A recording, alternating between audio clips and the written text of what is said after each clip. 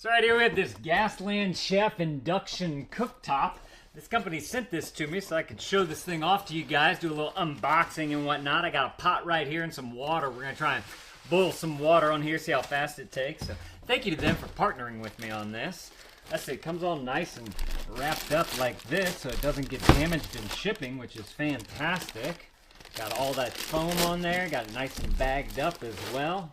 Wow, this thing is super thin too. This is awesome. Oh, we got to see how long that cord is as well. Let me get it out of this bag first.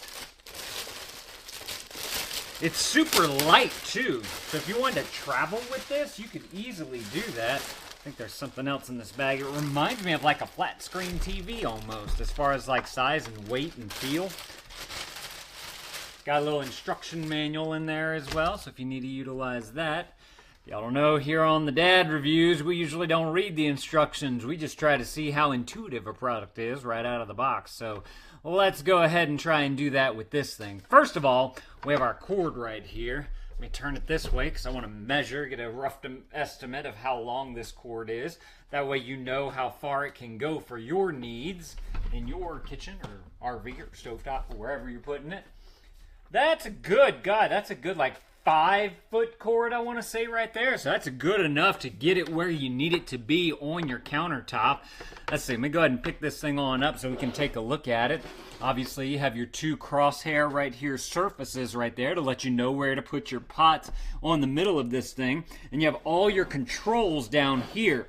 Obviously, you have this one for this side right there, this one for that side right there. You have a timer, a temp. I'm assuming this is degree up and down, your heat. We'll get into that in just a minute. There's a booster right there. That should be awesome for making like water boil faster or something like that, I'm assuming.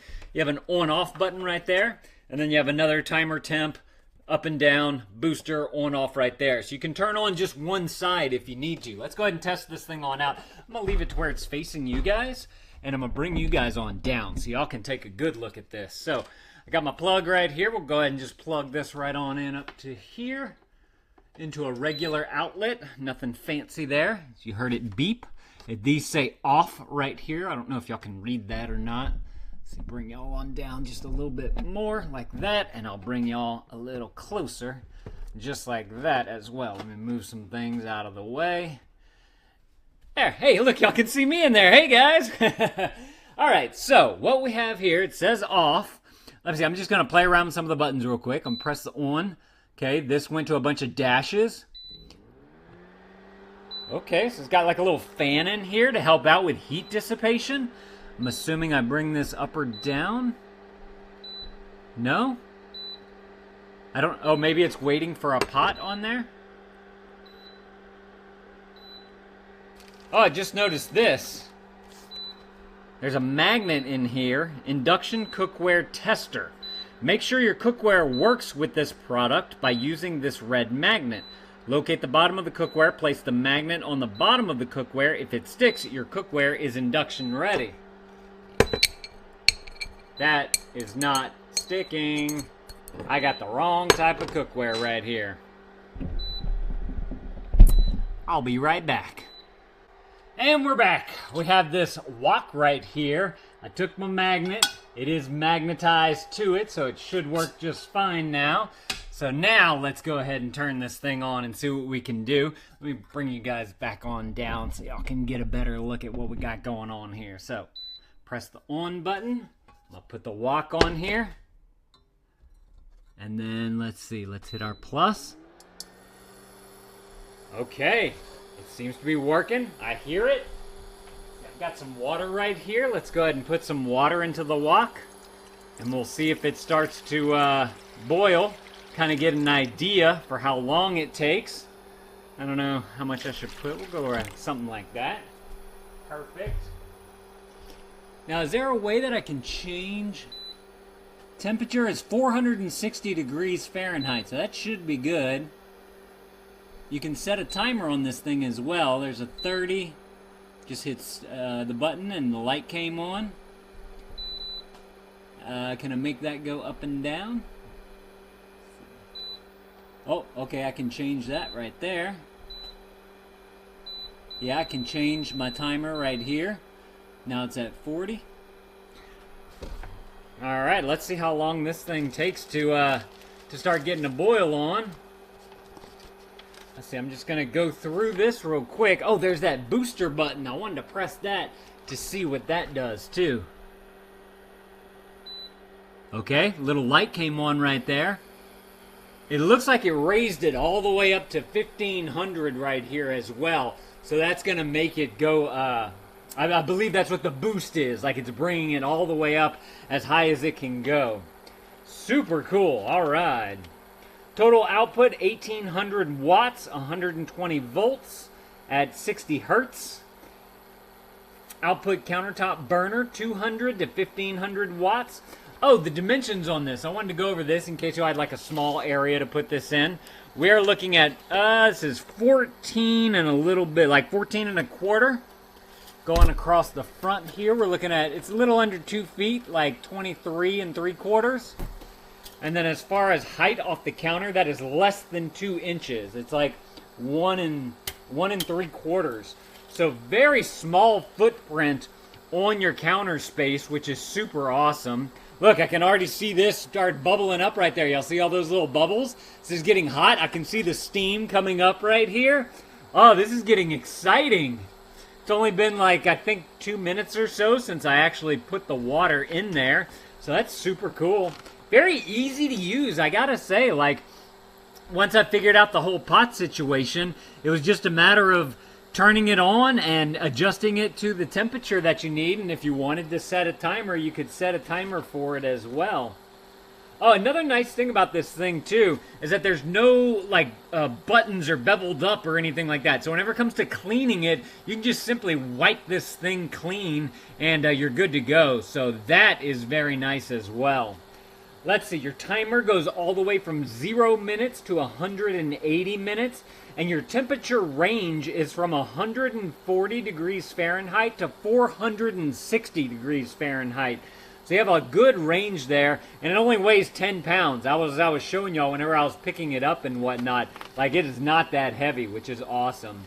So going through this, they do give you like an explanation of the symbols that they used in here, the electrical safety type stuff, your product description, which we figured out already, the timer, the temperature, the plus minus, the display, the booster, the on-off button. Yeah, there's nothing that we really haven't found out about this thing just based off of taking it out of the box right here. So that is super awesome. Very intuitive product here, which is very nice. Look, you guys, can y'all see all these bubbles going on right here? We got some good bubblage right there. That is awesome. Very excited how fast this thing is going. I can see all the steam coming up right here as well. Can y'all see that? Curious to know what happens if I turn this one on while this one's on, but there's no pot here. Does that do anything? Let's see. Let's hit the plus button and just see what happens here. Nope. See, it gives me that. I think it says EO. I didn't read in the thing what that is, what that stands for. Oh, E0. I bet that's error code 0. There is no cookware on the countertop burner, or the cookware is not suitable for use with the induction countertop burner. Solution: place suitable cookware on the countertop burner. That's very simple. You might get an E2, which is the temperature sensor under the countertop burner is defective or there has been a short circuit. Error code 3, the countertop burner is receiving too much voltage. Error code 4, the countertop burner is not receiving enough voltage. And then error code 5 and 6, or 6, the countertop burner has overheated.